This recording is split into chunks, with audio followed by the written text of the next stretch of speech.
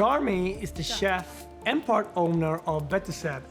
She's gonna teach me how to make the royal dish from the Gurage people, Kitfo.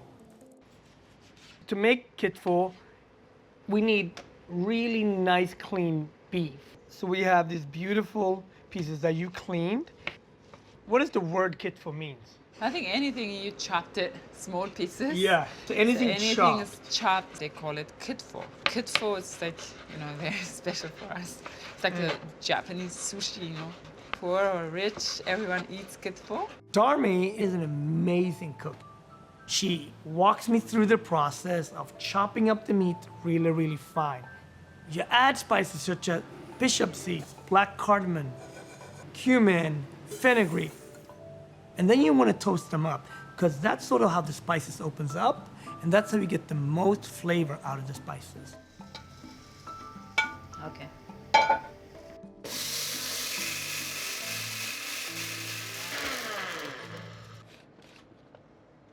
Wow.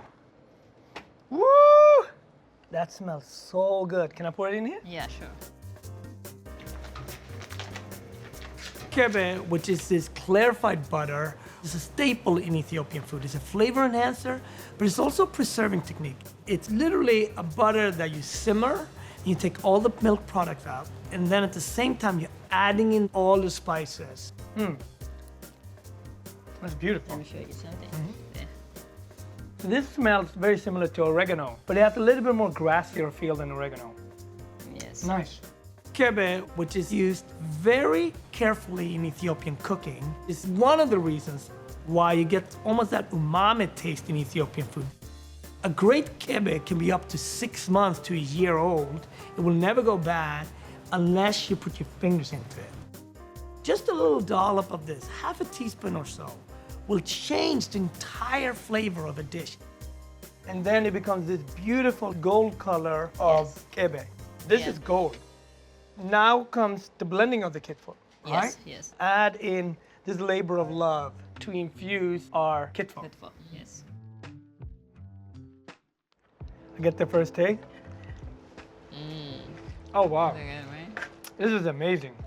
It's so rich. Normally, they always And beat the beautiful? wife first. Listen, I'm on a culture trip. I need to learn.